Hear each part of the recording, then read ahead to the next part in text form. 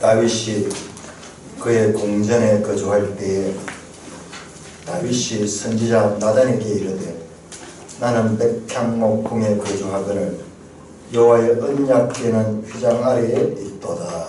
나단이 다윗에게 아뢰되 하나님의 왕과 함께 계시니 마음에 있는 바를 모두 행하소서. 그 밤에 하나님의 말씀이 나단에게 임하여 이르시되 가서 내 종 다윗에게 말하기를 여호와의 말씀이 너는 내가 다윗 집을 건축하지 말라. 내가 이스라엘을 애굽에서 올라오게 한 날부터 오늘까지 집에 있지 아니하고 오직 이 장막과 저 장막에 있으며 이 성막과 저 성막에 있었나니 이스라엘 무리와 더불어 가는 모든 곳에서 내가 내 백성을 먹이라고 명령한 이스라엘 어느 사사에게 내가 말하기를 너희가 어찌하여 내 평목집을 건축하지 아니하였느냐고 말하였느냐 하고 또한 내 종 다윗에게 이처럼 말하라.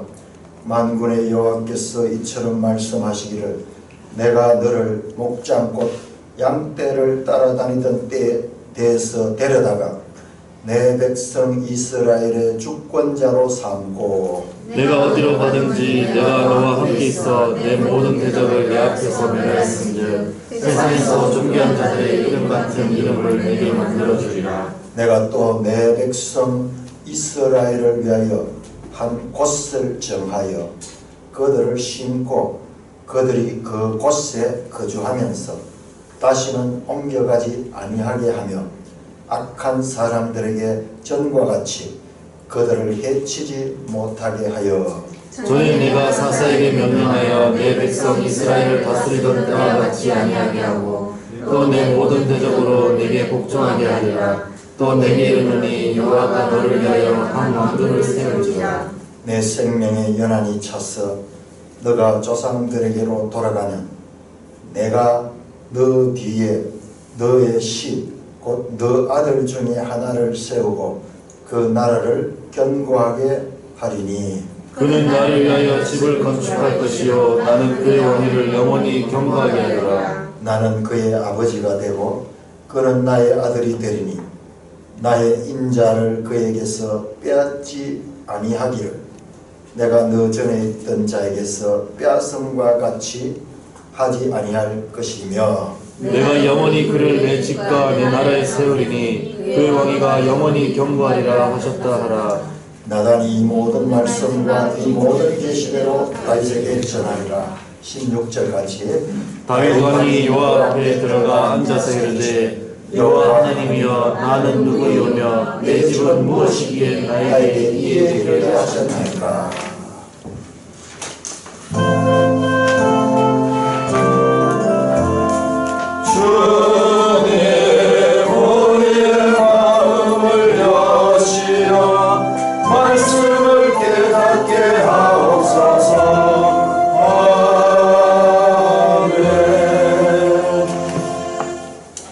다윗은 베들레헴 출신입니다. 베들레헴은 예루살렘에서 아래쪽에 있는 작은 마을입니다. 그 베들레헴 시골 출신인데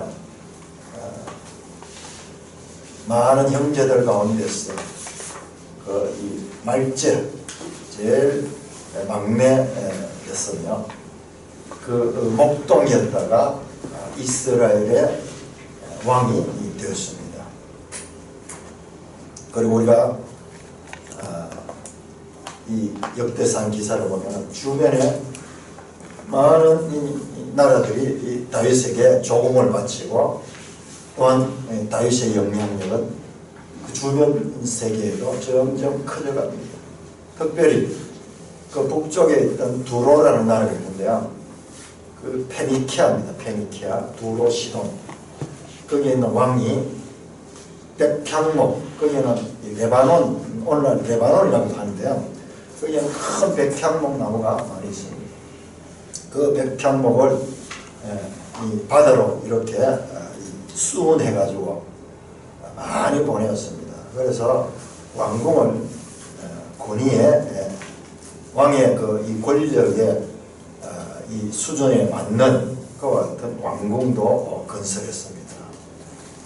다윗은 인생의 성공의 절정의 순간을 맞았고, 우리가 앞에서 봤듯이 이제 법궤도 예루살렘으로 무사하게 이제 옮겨 드렸습니다.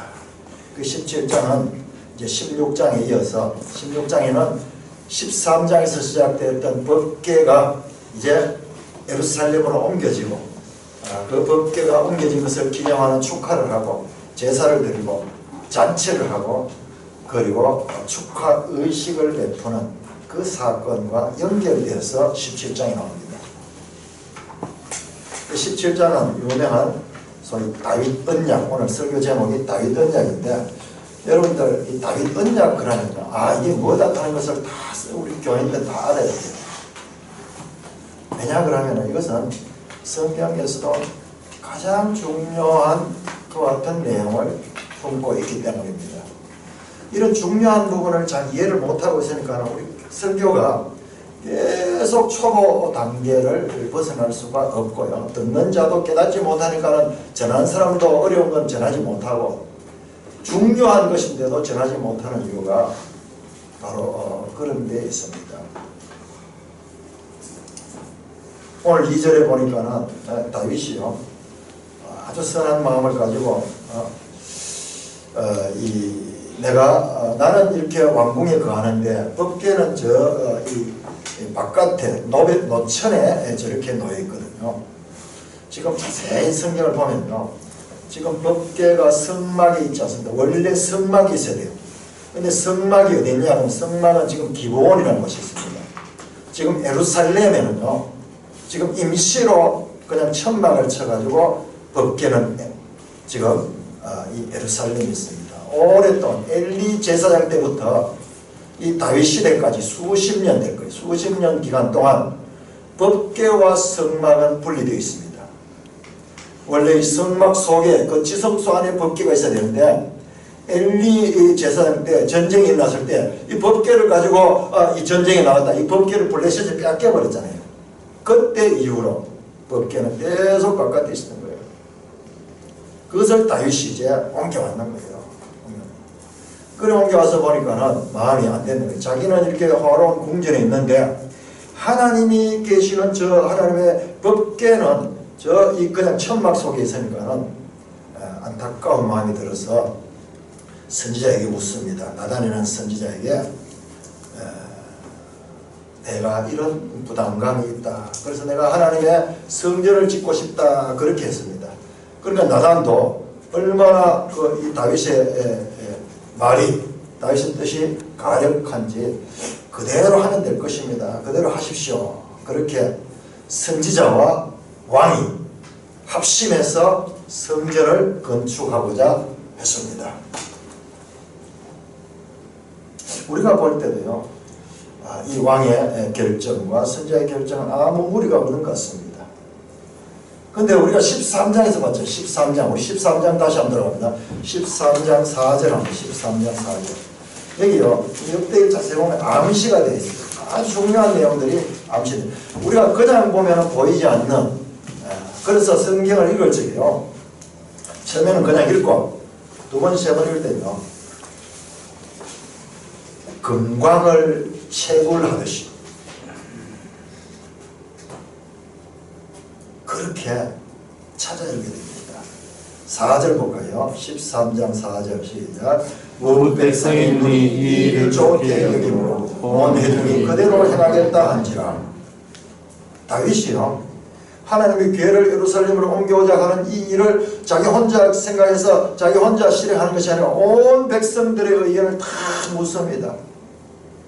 지도자들에게도 묻고 백성들을 물을 때 묻 백성의 눈이 이 일을 좋게 여겼다. 그래서 실행했는 거예요. 그런데 그 결과 어떻게 됐습니까? 베레스, 우사, 엄청난 우사가 죽는 사건이 생겼습니다. 오늘 본문도 마찬가지죠. 선지자도 동의하고 왕도 아주 선한 의도를 가지고 하나님을 위해서 일하고자 하는데, 근데 하나님께서는 그 일을 하지 못하게 합니다. 4절 보니까는 하나님께서 나단에게 임해서 가서 내 종 다윗에게 이르기를 여호와의 말씀, 너는 내가 거할 집을 건축하지 말라. 단도직입적으로 건축하지 마라. 그렇게 그 뜻을 거절합니다. 역대기에서는요, 우리에게 깊은 말씀을 줍니다. 우리가 초신자일 때는요,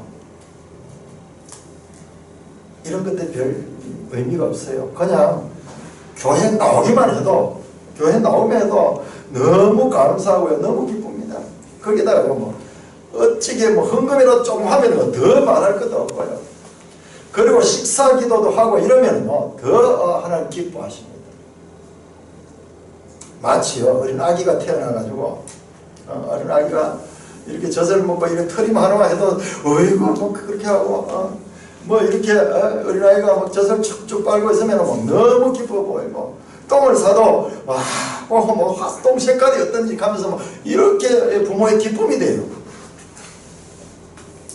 그런데 장성한 후에는요, 그렇게 해서는 그야말로 부모 친지의 가장 큰 건심을. 어릴 적에 그랬다고요. 커서도 똥을 싸고 그 다음에 아무 데서나 털이 뻑뻑하고 뭐 이렇게 하면은 그거는 그야말로 부모의 건심거리입니다. 우리 신앙생활도 마찬가지예요. 우리 성도들이 이제 신앙생활을 연륜이 쌓이고 이렇게 되고 하나님 말씀을 읽으면요, 점점 이제 하나님의 뜻을 내 마음대로 해석하는 습관을 버려야 됩니다. 하나님의 말씀에 집중해야 됩니다. 그러니까 들을 귀를 가져야 돼요. 듣는 마음을 받아야 돼요. 아무리 말씀해도 듣기지 않아요. 이 마음이 이 철벽 같아가지고 돌처럼 굳어가지고 그 속에 말씀의 씨가 들어가지 않는 경우가 얼마나 많은지 모릅니다. 하나님께서 마찬가지로 다윗에게 이제 장성한 신앙을 요구합니다. 13장에서 법궤를 옮기는 그 이유가 실패한 이유가 뭔가 깊이 생각한 다윗은 내가 좋은 일을 하면서도 하나님의 법을 무시하고 내 생각 내 뜻대로 했구나. 하나님의 법이 뭔가 보니까는 그앗 자손, 레위 지파 가운데 그앗 자손을 통하여 그것도 채에다가 어깨에 메고 이것을 옮기라는 것을 분명히 가르침에도 불구하고 그것을 무시하고 했다는 것을 알고 15장에 보면 자세하게 설명을 레위 지파가 나와가지고 그 궤를 어깨에 메고 그렇게 옮기고 그렇게 그래서 16장에 법궤 안치의 축하 의식까지 하는 것을 보입니다. 오늘날 우리에게 문제는요, 우리가 교회 신앙생활을 오래 하고 예배를 얼마나 많이 드립니까? 그럼에도 불구하고요, 하나님의 말씀이 들리지 않는 경우가 너무 많습니다. 이 역대기에서 우리에게 장성한 분량의 선거의 삶을 어떻게 살아야 될 것인가를 지금 이 다윗 기사를 통해서 가르치고 있는 것입니다. 오늘 본문에서 영상 한번 떼어주겠습니까? 다윗이 먼저 하나님의 성전을 건설하겠다고 그렇게 의지를 가졌을 때 하나님께서는요, 4절에 보니까는 너는 내가 거할 집을 건축하지 말라 그렇게 말씀할 뿐만 아니라 11절 12절 우리가 같이 읽겠습니다. 시작. 내 생명의 연한이 차서 내가 조상들에게로 돌아가면 내가 내 뒤에 내 시 곧 내 아들 중 하나를 세우고 그 나라를 견고하게 하리니 그는 나를 위하여 집을 건축할 것이요 나는 그의 왕위를 영원히 견고하게 하리라. 하나님께서요, 먼저 다윗의 이 집을 세워주시겠다는 말씀을 합니다. 그런 다음에 다윗의 후손 가운데 하나가 이 집을 짓게 하도록 하겠다는 말씀입니다. 다윗이 먼저 하나님을 위하여 일을 하는 것, 이것이 아니라 하나님께서 먼저 다윗을 위하여 일하시겠다는 말씀입니다. 자, 이것은요, 우리 신앙의 원리에서 아주 중요한 원리입니다. 자, 이것이 우리 개혁주의 구원의 서정인데요. 우리는요, 우리가 믿고 구원받는 과정을요, 우리가 어떻게 해서 구원한다? 믿음으로 말미암아 구원을 받는다고 생각해요. 왜냐 그러면 모든 것이 나로부터 출발하기 때문이었습니다. 근데 성경을 보면요, 우리의 믿음은요 나로부터 출발하는 것이 아니고 먼저 하나님의 애정과 그리고 하나님의 부르심과 그 다음에 거듭난 다음에 믿음을 가지게 된다는 말씀이에요. 우리는 믿음부터 시작되는 줄 아는데 먼저 창세전에 하나님께서 우리를 애정하시고 그리고 역사 가운데서 우리를 불러주시고 그 부름을 따라가 우리가 거듭났기 때문에 믿음을 가지게 된다는 것입니다. 이런 과정들이 있어요. 과정. 왜냐하면 우리는 현실밖에 모르니까 모든 것이 사람이 하는 것이 생각하고 사람으로 출발되는 것이 생각하는데요, 그것이 우리의 착각인 것입니다. 여러분들, 우리가 있기 전에도 이 세상은 존재했고요, 우리는 우리 힘으로 태어나지 않았어요. 우리는 어디서 왔는지 왜 왔는지 알지 못하는 상태로 그냥 이 땅에 존재하는 것입니다. 그런데 우리는 내가 생각하고 내가 생각의 주체가 되는 모든 것이 나로부터 시작된다는 그와 같은 엄청난 착각을 하고 살고 있는 것입니다. 이 세상도요 마찬가지. 세상은 그와 같은 착각 속에 살고 있기 때문에 하나님을 모르는 거예요.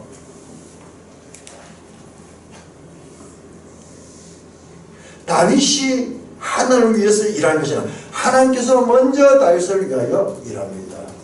자, 그럼 믿음은 뭐냐? 믿음은 내 의지가 아니라 여지 거듭난 하나님께서 택하시고 불러주신 그와 같은 것을 통하여 거듭났기 때문에 우리가 믿음 때문에 거듭난 것이 아닙니다. 순서가 이게 성경이 가르칩니다. 우리는 모르죠. 우리는 모르는 거예요. 중생했기 때문에 믿음을 갖게 됩니다. 근데 성경이 없으면요 우리는 죄가 뭔지도 모르고 구원이 뭔지도 알 수 없는 거예요. 오직 성경만이 우리의 영혼을 해부해서 우리에게 진리를 가르쳐 주는 것입니다. 이것이 기독교가 제시하는 독특한 구원의 원리입니다. 우리는 늘 우리의 관점으로부터 시작하게 되면 늘 속임을 당합니다. 죄는 어떤 것입니까? 죄는 속임의 명수잖아요. 계속 속이잖아요. 내 믿음으로 내가 구원을 받았기 때문에 구원의 주체가 내가 될 적에는요, 그것이 바로 하나님께서 가장 싫어하시는 그와 같은 길입니다. 그래서 행위 구원자가 되면 행위 구원자, 하나님의 은혜로 말미암아 구원받은 것이고 내로부터 모든 믿음이 시작되고 구원도 내가 믿었기 때문에 구원이 온다고 하면 바로 내 행위가 나를 구원했기 때문에 하나님께 감사할 일도 없고 제 문제로 고민할 것도 없어요. 세상은 하나님의 말씀을 알지 못하기 때문에 모든 사상들이 전부 사람으로부터 시작됩니다. 사람이 먼저라 그럽니다. 조금만 더 깊이 세상을 들여다보면 그것이 얼마나 어리석은 이야기인가를 우리는 알 수가 있습니다. 다윗에게 하나님은 다윗의 기도를 거절하시면서 하나님께서 새로운 오히려 다윗의 성전 건축보다 더 놀라운 큰 계획을 말씀합니다. 11절에 보니까는 네 뒤에 너시 곧 네 아들 중에 하나를 세우고 그 나를 경고하고 12절에 그는 나를 위하여 집을 건축하고 나는 그의 왕위를 영원히 견고하게 할 거라. 그리고 13절에 유명한 입양 공식 나는 그의 아버지가 되고 그는 내 아들이 되니 나의 인자를 그에게서 빼앗지 아니하기를 내가 전에 있던 자에게 빼앗은 같이 하게 하는 것이다. 내가 영원히 그를 내 집과 내 나라에 세우리니 그의 왕위가 영원히 견고하리라 하셨다 하라. 이게 유명한 다윗 언약입니다. 다윗 언약. 다윗의 후손이 영원한 왕위를 가지게 되고 그리고 그는요 하나님의 집을 건축합니다. 그때 하나님과 그의 관계는요 아버지와 아들의 관계가 되고 하나님의 사랑은 영원한 사랑이 되고 13절에 보면은 네가 전에 있던 자에게 뼈슴같이 하지 않을까. 전에 누굽니까? 사울이에요. 사울. 다윗 앞에 왕은 사울인데 사울은 왕이었지만요 그 왕조가 이어지지 못했습니다. 개인은 왕이었지만 그 후손들을 통하여 이어지는 것이 왕조인데 왕조는 없습니다. 다윗에게로 넘어갔습니다. 다윗 왕조가 세워집니다. 다윗의 후손들이 이스라엘의 왕이 됩니다. 그리고 14절에 내가 영원히 그를 내 집과 내 나라에 세우니 그의 왕위가 영원히 경과하다. 내 집 내 나라, 나의 집 나의 나라, 하나님의 집과 하나님의 나라입니다. 그리고 그의 왕위는 영원히 경과하다. 사울처럼 일시적으로 있다가 빼앗기는 것이 아니라 그 왕위가 영원한 것이라고 말씀하는 것입니다. 이것이 다윗 언약입니다. 사무엘하 7장에 나옵니다. 사무엘 7장에 나오고 여기에 역대상 17장에 다시 반복되어 나옵니다. 이것은 얼마나 중요한지요. 역대기와 그리고 사무엘하에 똑같은 내용이 나올 뿐만 아니라 시편 132편에 시편 132편에 이 내용이 다시 나옵니다. 우리 한번 찾아보겠습니다. 시편 132편입니다.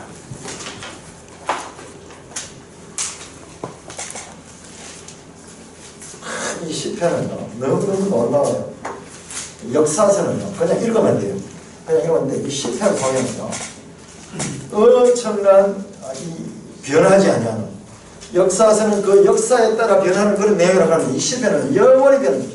그때나 지금이나 동일하게 적용되는 그와 같은 하나님의 가르침이 시편 속에 있습니다. 시편 132편 제가 읽으면서 설명하겠습니다. 여호와여 다윗을 위하여 그의 모든 겸손을 기억하소서. 이 겸손이 뭐냐 하면 다윗이 수고한 것, 다윗이 자기를 부인한 것, 어떻게 그가 그렇게 수고했는가. 2절 보니까 그가 여호와께 맹세하며 야곱의 전능자에게 서원하기를 내가 내 장막집에 들어가지 않으며 내 침상에 오르지 아니하며 내 눈으로 잠들게 하지 아니하며 내 눈꺼풀로 졸지 아니하게 하기를. 다윗이 이렇게요 잠자지 못하고 잠자지 않고 수고했어요. 하나님께 야곱의 전능자에게 서원했습니다. 여호와께 맹세하고 2절에 보니까는 야곱의 전능자에게 서원했다 그러는데 이만큼 일편단심을 가지고 그가 하나님께 맹세하고 하나님께 서원한 내용이 뭐냐 그러면요 5절에 보면 여호와의 처소 곧 야곱의 전능자의 성막을 발견하기까지 하리라 하셨나이다. 우리가 그것을 에브라다의 땅을 들더니 나무밭에서 찾았도다. 우리가 그의 계신 곳으로 들어서 그의 발등상 앞에 엎드려 예배하노다. 여호와여 일어나사 주의 권능의 교회와 함께 평안한 곳으로 들어가소서. 이 내용이 뭐냐 그러면 바로 역대상 13장에 나왔던 다윗이 그 기럇 야림 밭에 버려져 있던 그 언약궤를 발견해 가지고 그렇게 이제 옮겨오자 했던 그 내용입니다. 그래서 우리 번역의 5절에 보면 야곱의 전능자의 성막을 발견하기까지 하리라 했는데 이 성막이 아니에요. 그냥 장소, 처소, 그 앞에는 여호와의 처소. 이게 뭐냐 그러면은 하나님의 언약궤는 하나님의 임재의 상징입니다. 하나님의 임재의 상징이 그 언약궤, 법궤, 하나님의 궤입니다. 그러면 8절에 보면 여호와여 일어나사 주의 권능의 교회와 함께 평안한 곳으로 들어가소서. 그 바깥에 있는 그 권능의 궤, 이 법궤를 이야기합니다. 이 궤를 이제 평안한 곳 예루살렘으로 옮기고자 하는 그와 같은 의도를 가지는 것입니다. 7절 후반절에 보면 우리가 그의 계신 곳으로 들어가서 그의 발등상 앞에 엎드려 예배한다. 그의 발등상 앞에 엎드려 예배한다. 이 발등상이 뭐냐? 자, 역대상 28장 한번 찾아보세요. 역대상 28장.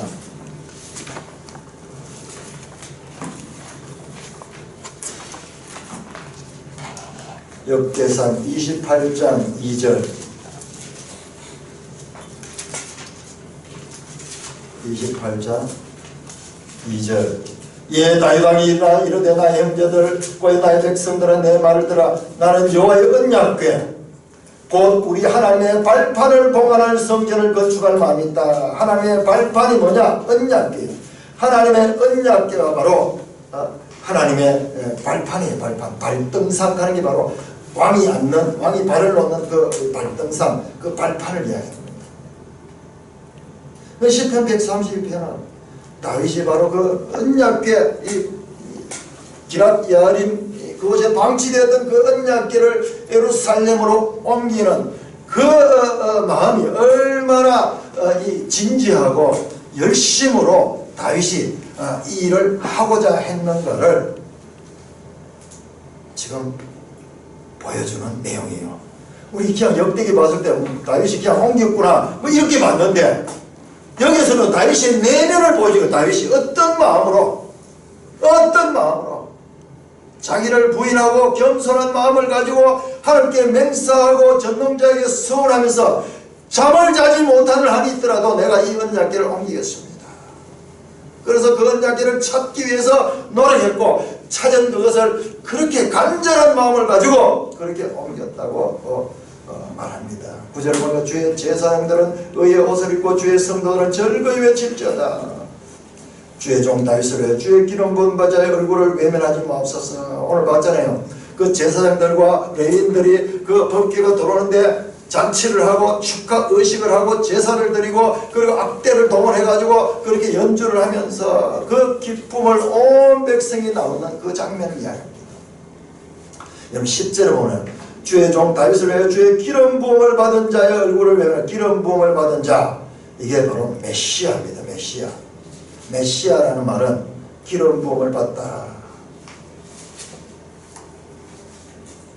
여호와께서 다윗에게 성실히 맹세하시니 변하지 않으니 11절 12절은요 지금 뭐냐 오늘 우리가 읽었던 다윗 언약이에요. 다윗 언약 11절 12절 같이 읽습니다. 시작.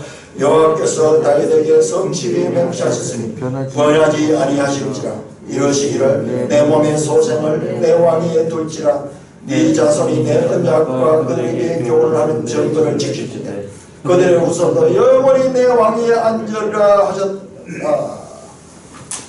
이 방금 우리 역대상에서 다윗 언약이에요. 여호와께서 다윗에게 성실히 맹세했습니다. 내 이 맹세는 하나님께서 변하지 않습니다. 어떤 맹세입니까? 네 몸의 소생, 네 자식을 통해서 네 왕위를 주는데 이 왕위가 영원히 왕위를 변치 않도록 그 왕위를 주겠다는 말씀입니다.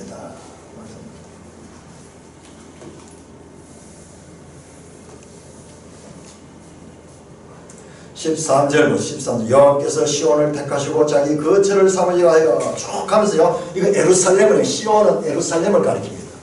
자 여러분들 이 역대기를 읽으면서 지금 예루살렘이 어떤 형편인가를 알아야 돼요. 아직까지 예루살렘은 지금 다윗 시대에 와서 예루살렘이 성경 속에서 중요한 도시로 등장하게 됩니다.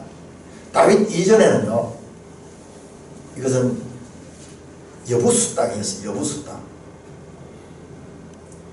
그래서 이 시온이 이제 본격적으로 중요한 위치를 갖는 것은 이 법궤가 옮겨지고 나중에 여기 성전이 세워지고 다윗이 이 예루살렘을 수도로 삼고 그리고 이 시온이 약속의 땅에 가장 중요한 곳으로 자리를 잡게 됩니다. 지금은 법궤는 기본 간 곳이 있고 이제 이 예루살렘이 이제 점점 이제 역사 가운데서 등장하고 있는 것입니다.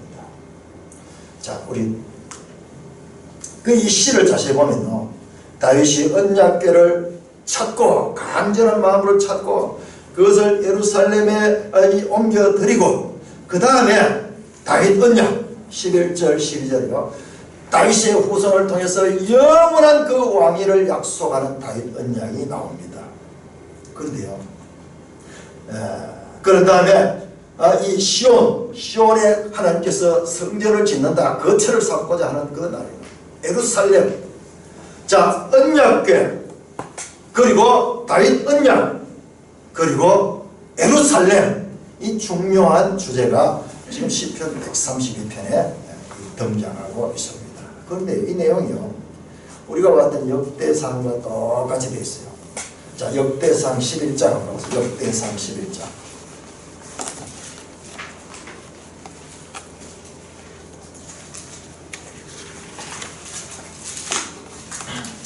역대상 11장 제일 먼저 나온 게 뭐냐면 11장 1절부터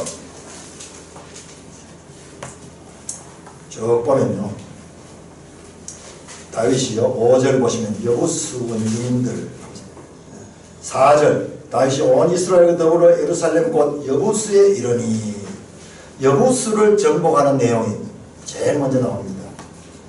여부수가 어디냐? 예루살렘이요. 지금까지 아직까지 예루살렘 이름도 없어요. 여부수 땅, 여부수 땅. 그 여부수 땅을 정복하는 이야기가 역대상에 지금 다윗 기사에서 앞서 나오고, 그 다음에 우리가 봤듯이 13장에서 언약궤를 옮겨오는, 그리고 13장에서 16장까지 마침내 15장에 언약궤를 제대로 해서 16장에 그 언약궤를 예루살렘에 모셔드립니다. 그 다음에 오늘 우리 17장에 다윗 언약이 나오는 거예요. 순서를 보세요. 시편 132편의 내용과 지금 역대상에 나오는 내용이 똑같습니다. 언약궤를 찾고 그것을 예루살렘으로 모셔오고, 그런 다음에 하나님께서 다윗의 후손을 통한 영원한 나라에 대한 그 약속을 하시는 것이 지금 역대상의 순서와 지금 일치하고 있습니다. 잃어버렸던 언약궤는요, 하나님의 말씀을 상징합니다. 우리는 원래요 하나님의 자녀들이었습니다. 에덴의 아담은요 하나님과 늘 말씀으로 교통하는 그와 같은 존재였는데, 죄로 말미암아 언약궤가 우리에게서 떠나가 버렸어요. 언약궤는 하나님의 말씀을 상징합니다. 그런데 그 잃어버렸던 그 언약궤가 다시 우리의 마음 성전에 들어온다는 것은요, 그만큼 중요한 것입니다. 그래서 역대상에서는 이걸 그림으로 보여주는 거예요. 그림으로. 언약궤라는 하나님의 말씀을 상징하는 그 물건이 실제 예루살렘이라는 그 도시로 그렇게 어떻게 옮겨 들어오는가, 이걸 그림으로 보여주는 거예요. 저와 여러분들은요, 다윗이 하나님의 언약궤를 찾아 구했듯이 132편 보니까 10편 보니까는 그렇게 간절히 다윗이 찾았습니다. 간절히 하나님의 말씀을 찾는 저와 여러분 되기를 주님의 이름으로 축원합니다. 이게 다라식 하는 단어예요. 지난 주간에 했던 다라식, 우한. 역대기에서 보면은요, 이와 같은 다윗 언약의 성취, 다윗의 후손 가운데 누가 나와서 하나님의 집을 짓고, 그 다음에 다윗의 이 후손을 통하여서 그 왕위가 계속 영원히 이어진다는 이 다윗 언약의 성취는 솔로몬을 통해 이루어진 것이 분명합니다. 역대상은요 다윗 이야기고, 역대하는요 솔로몬 이야기부터 시작해서 역대하 7장에 솔로몬이 성전을 완공하고 이제 성전을 봉헌한 내용이 나옵니다. 솔로몬은 다윗의 후계자, 자식이면서 왕위를 이어받고, 그리고 그는 성전을 건축합니다. 그런데 이 솔로몬을 다윗의 자손으로 해석하게 되면 문제가 발생이 됩니다. 뭐냐 그러면은 오늘 본문에 보십시오. 역대상 17장 12절에 보시면 하나님께서 다윗의 후손에 주는 그 왕위는요 영원한 것입니다. 영원한. 14절에 보면 영원히 견고하다. 그의 왕위가 영원히 견고하다 그랬는데, 솔로몬 시대가 지나자마자요 이스라엘 나라는요 분열됩니다. 솔로몬이 죽자마자 기다렸다는 듯이 나라가 분열됩니다. 하나는 북쪽 이스라엘과 남쪽 유다가 되죠. 그리고요 그 분열 왕국은 북이스라엘은 BC 722년에 멸망해버리고 남왕국은 그보다 좀 더 갖는 것 같지만 BC 586년에 망하고 말았습니다. 그리고 역대하 마지막 36장은요 솔로몬이 만든 성전이 파괴되는 내용이 나옵니다. 분명히 다윗 언약은 솔로몬에게서 모든 것이 이루어지는 것 같지만은 그러나 문제는요 솔로몬에 주어진 이 다윗 왕조가 그렇게 영원하지 않다는 것입니다. 만약 이것을 솔로몬으로 해석을 하게 되면요 하나님께서 과장하신 거예요.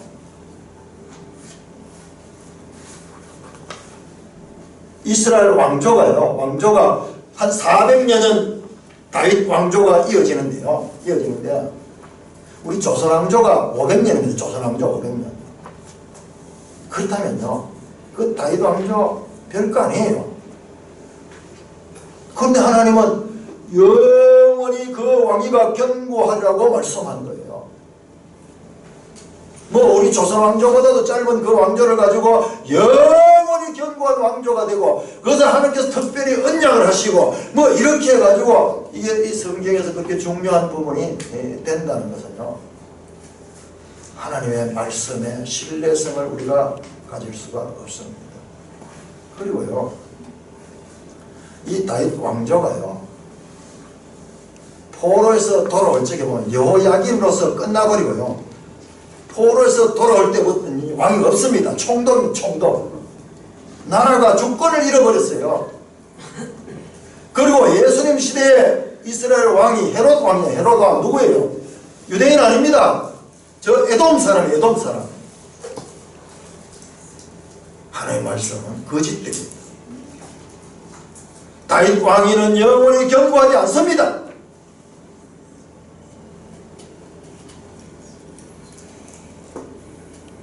한 400년은 지속되는 그 왕조를 가지고 영원히 견고한 왕조라고 한 것은 하나님께서 과장법입니다. 그런데 성경은요 하나님이 할 수 없는 것이 하나 있어요. 전능하신 하나님이 할 수 없는 것인데 하나님이 거짓말을 할 수 없습니다. 하나님 진리 그 자체예요. 히브리서 6장 18절에 하나님은 거짓말을 하실 수 없다 그렇게 나와 있습니다. 자 그렇다면 하나님이 말씀하신 그 왕조가 이렇게 끝이 나버리는데 근데 하나님은 거짓말 하지 않는다 그러면은 이 본문은 도대체 어떻게 되었다는 것입니까? 우리 성경은 별로 어려운 내용 아닙니다. 성경 쭉 읽으면 별로 어려운 내용 아닌데요. 그런데 이런 부분 이게 주로 뭐냐고 언약 부분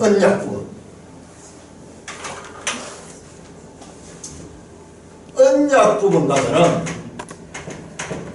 베리트 가는데 이 언약 부분 가면요 이 언약 부분은 그냥 읽어서 알지 못하는 거예요. 이것은 깊은 뜻을 발견해요. 한번 보세요. 창세기 3장 15절에요.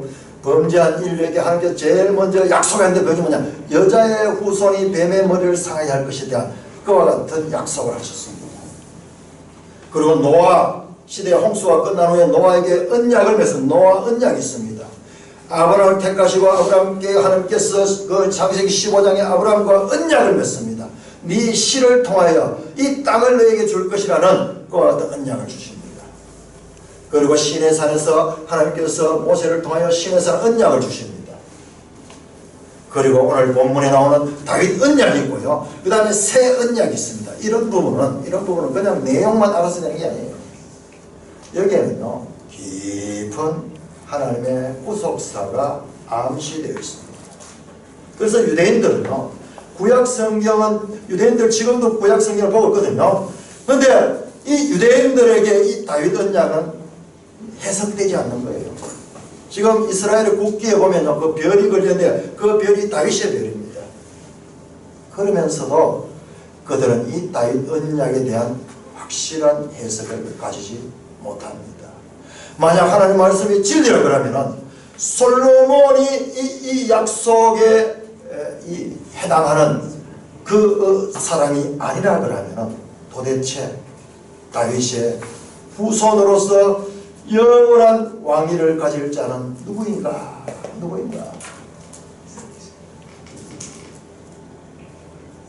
자, 이 다윗의 후손에 관한 중요한 암시가 16절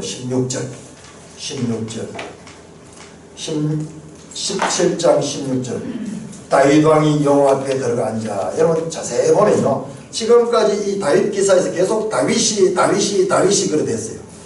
근데 다윗 언약 이후에 갑자기 16절에 다윗 왕이라는 표현이 나타납니다. 여기 성경의 묘미입니다. 성경의 묘미. 금을 찾듯이 은을 찾듯이 감추인 보화를 찾을 적에 이게 뭐예요? 다윗 왕이 나오는 거예요. 자, 마태복음 1장 16절에 보면 우리 한번 찾아봅시다. 마태복음 1장 마태복음 1장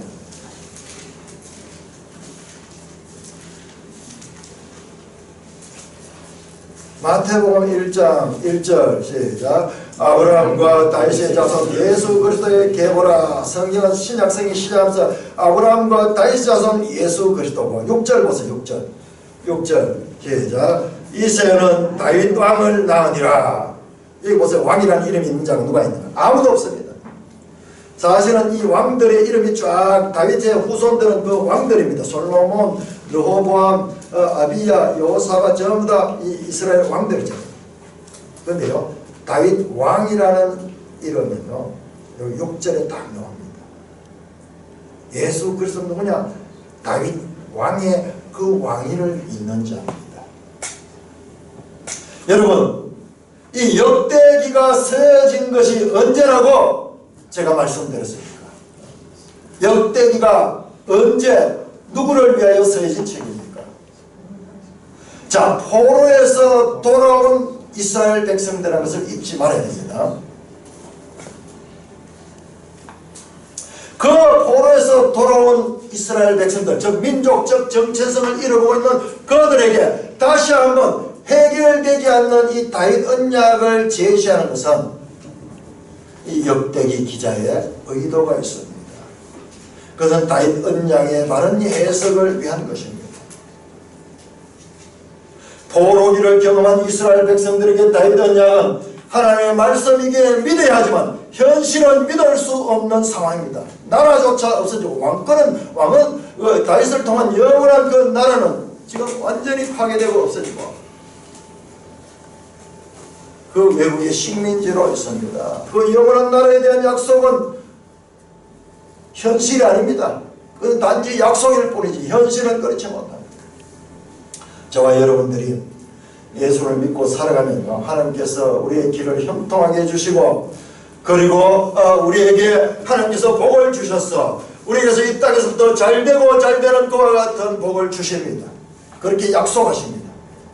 그럼에도 불구하고요, 우리는 때때로 현실 가운데서요, 농사 짓는 사람은 폐농하는 경우가 생기고요, 사업하는 사람은 부도가 나는 경우가 생기고요, 시험을 준비하는 사람은 시험에서 낙방하고요, 취업하고자 하는데 취업은 안 되고요, 자녀들은 말썽을 피우고요, 부부간에는 충돌이 잦고요, 오히려 믿지 않는 이웃들보다 더 못 사는 경우가 있는 것을 보게 됩니다. 그럴 적에요, 도대체 하나님을 믿는 이유가 무엇인지 혼돈스러울 때가 있습니다. 내가 왜 하나님을 믿는지, 왜 내한테 하나님을 믿는 나에게 이와 같은 믿지 않는 삶보다도 더 불행한 일들이 일어나는지, 이것이 지금 포로에서 돌아온 이스라엘 사람들의 현실입니다. 아니, 하나님 믿지 않는 나라는 떵떵거리면서 점점 발전해 가는데, 하나님의 약속의 민족 다윗 언약을 통해서 영원한 나라에 대한 약속을 받은 이스라엘은 그렇지 않는 것입니다. 자, 이와 같은 이스라엘의 상태를 노래한 것이 시편 89편입니다. 자, 시편 89편 찾아보겠습니다. 중요한 내용들 시편 속에서 다 하나님께서 우리에게 해석해 줍니다. 시편은요, 얼마나 중요한지 몰라요. 시편 89편 아주 중요한 시편인데요, 이 이 시편에서 지금 이스라엘의 상을 다시 설명합니다. 89편 3절 4절 3절 4절 우리 같이 읽겠습니다. 시작. 주께서 이르시되 나는 내가 택한 자와 언약을 맺으며 내 종 다윗에게 맹세하기를 내가 너 자손을 영원히 경고하며 네 왕위를 대대에 세우리라 하셨나이다. 지금 이스라엘 역사를 쭉 설명하는 거예요. 다윗 언약을 지금 말하는 거예요. 네 왕위를 대대에 세우겠다. 34절에서 37절 34절에서 37절 다시 반복해서 확인합니다. 시작. 내 언약을 깨뜨리지 아니하고 내 입술에서 낸 것은 변하지 아니하노다. 내가 나의 거룩함으로 한번 맹세하였어. 다윗에게 거짓말하지 아니할 것이라. 하나님은요 거짓말 안 한대요. 언약을 깨뜨리지 않는데요. 변하지 않는답니다. 하나님께서 두 번, 세 번 반복하면서 자신감 있게 말씀합니다. 그런데 현실은 그렇지 않습니다. 바벨론에서 나라가 완전히 풍지박산나고 나라를 빼앗기고 저 외국 나라로 포로로 잡혀갖고 현실은 폴에서 돌아왔지만은 지금 제대로 된 그와 같은 아무것도 없는 그와 같은 상황에서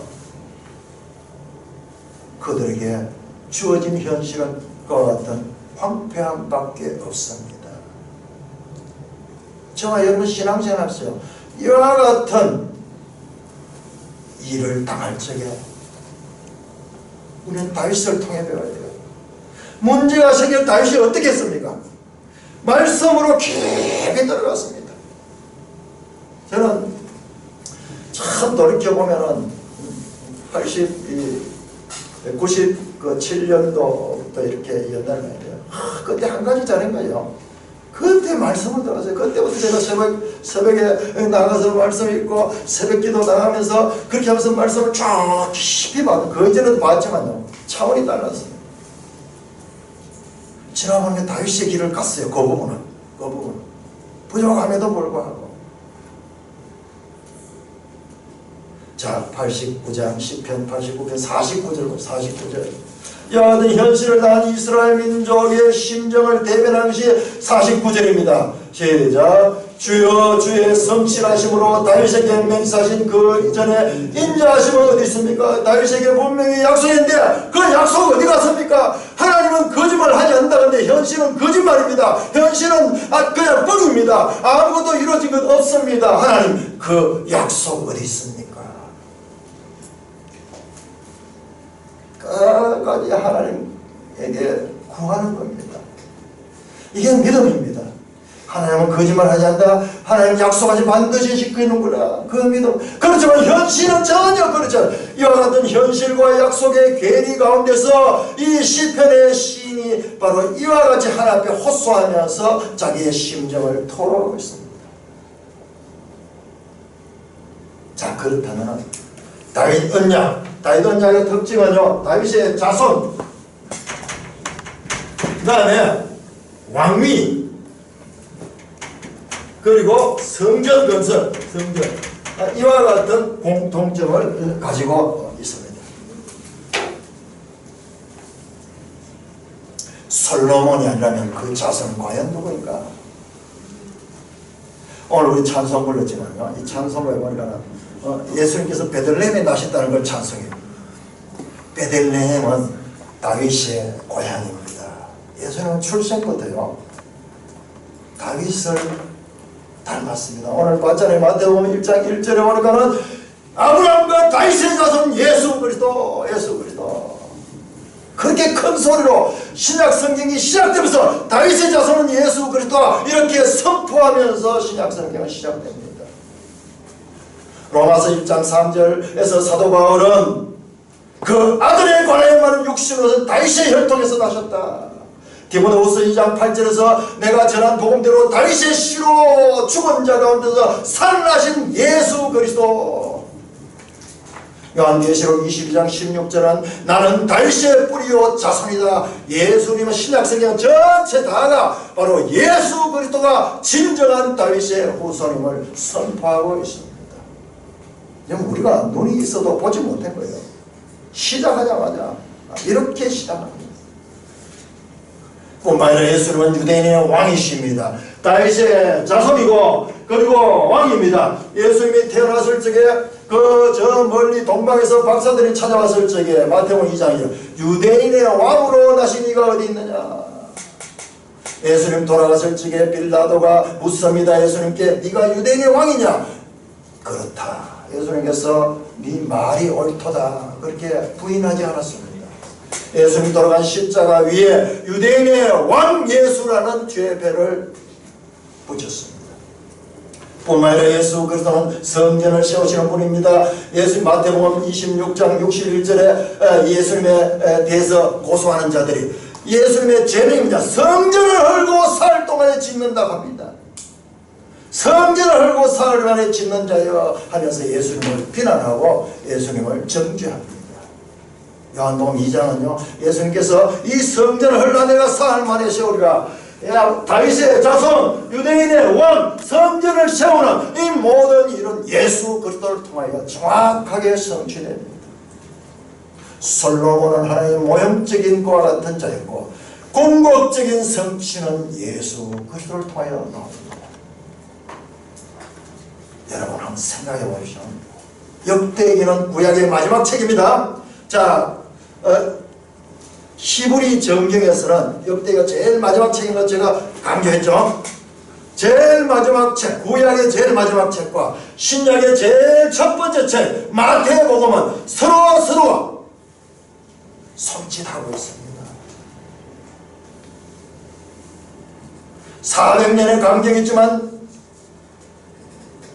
다윗의 자손을 향하여 손을 내밀고 있고 다윗의 자손 약속은 어디 있습니까? 하나님 다윗 약속이 어디에 있습니까? 하나님 약속을 잊어버렸습니까? 호소하는 그들의 호소에 하나님은 다윗에 대한 약속은 메시아 그리스도로 지금 그 약속은 이어지고 있는 것입니다. 여러분 얼마나 이 성경의 구조가 전율이 납니다. 이런 걸 볼 때마다요 소름이 끼칩니다. 전혀 관계없는 내용들이 줄줄이 같지만요 정확하게 그 관통하면서 그 이 성경을 흐르고 있는 그 언약의 성취. 역대기 구약의 마지막 책은 다윗 자손을 향하여 손을 내밀고 있고 그리고 신약의 첫 책은 예수 그리스도와 다윗의 자손을 손을 내밀면서 구약과 신약을 연결하고 있습니다. 사랑하는 형제 자매 역대기는요 우리와는 아무 관계없는 듯한 그런 족보들이 얼마나 많이 나왔습니까? 그리고요 뒤에도 보면요 이번 주간에 읽을 내용도 보면은 사람 이름 많이 나옵니다. 레이지파 사람들 이름 많이 나옵니다. 그 이름이 우리와 무슨 상관이 있으면 오늘 우리 신앙과 무슨 의미가 있을까? 뿐만 아니라 역대기 내용들은 많은 부분이 사무엘서나 열왕기에 나왔던 내용의 재탕 또 거의 막 글자 안 틀릴 정도로 거의 같은 내용들이 많이 나옵니다. 그래서요 교회는 이 역대기를 오랫동안 별로 중요하지 않는 책으로 보았습니다. 저와 여러분들도 그렇지 않습니까? 그런데 저는 이번에 이 역대기를 공부하면서요 역대기에 대한 그와 같은 기존 관념을 완전히 깨는 그와 같은 것을 발견하게 됩니다. 구약 성경 전체를 총정리합니다. 1장부터 족보가 나오는데 아담부터 시작이 돼요. 아담부터 나와서 1장을 통해서 구약 성경 창세기부터 쫙 정리를 하고요. 이스라엘 역사가 지금 다 총정리되고 있습니다. 포로에서 돌아온 아무것도 모르는 그와 같은 그 이스라엘 백성들에게 구약 성경 전체를 압축하고 총정리해서 제시하고 있습니다. 그리고 말씀드렸듯이 신약 성경과 구약 성경이 서로 연결시켜주는 중요한 구약 성경 가운데서 마지막에 들어가야 될 것과 같은 책으로 정확하게 자리하고 있습니다. 창세기가 구약 성경에 서론하면 역대기는 구약 성경의 결론입니다. 자, 우리 성경의 지금 순서와 지금 히브리 성경 정경의 그 순서는 다르다고 그랬죠. 성전을 건설하고자 하는 소원을 거절당한 다윗. 그러나 다윗이 상상하지도 못한 하나님의 뜻을 알게 됩니다. 자, 우리 역대상 17장 18절 19절 한번 찾아봅니다. 17장 18절 19절. 다윗은요, 하나님의 성전을 건축하겠다는 그런 욕심을 가지고 그런데 하나님 그 뜻은 거절했습니다. 그리고 그 대신에 다윗 언약을 주셨고요. 또 다윗에게 큰 중요한 내용을 주셨습니다. 자, 17장 18절 19절 시작. 주께서 주의 종에게 베푸신 영에 대하여 이 다윗이 다시 주께 무슨 말을 하오리까? 주께서는 주의 종을 아시나이다. 여호와여, 주께서 주의 종을 위하여 주의 뜻대로 이 모든 큰 일을 행하사 이 모든 큰 일을 알게 하셨나이다. 여러분, 엄청난 내용입니다. 우리가 보다 보면요, 마태복음이나 복음서에 예수님의 이 십자가의 죽으심이나 이 모든 것들이 시편에 다 예언이 되어 있어요. 예수님께서 엘리 엘리 라마 사박다니 하면서 십자가에 돌아가시면서 하시는 말씀이 시편에 22편에 이미 다 나와 있어요. 예수님의 옷을 취해가지고 그들이 이 제비 뽑기 하는 이 내용도 시편에 다 나와 있습니다. 19절 19절. 주의 뜻대로 이 모든 큰 일에서 이 큰 일을 알게 하셔서 다윗에게는요, 하나님께서 하나님의 구원의 경륜을 이미 다 가르쳐 주셨습니다. 가르쳐. 그래서 시편은요, 하나님의 심정과 구속사의 비밀들이 그 속에 기록되어 있는 것이 바로 하나님께서 다윗에게 비록 건물 성전은 짓지 못하게 하셨지만 더 크고 놀라운 뜻을 가르쳐 주셨습니다.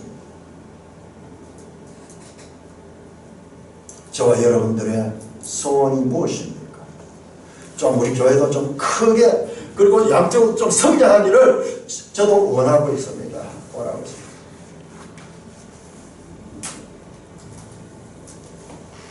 그러나 하나님께서 그 소원에 침묵하시고 있다면 우리는요, 그 하나님께서 우리의 그 소원보다도 더 중요한 것이 무엇인가를 알기를 원하신다는 것을 오늘 말씀을 통하여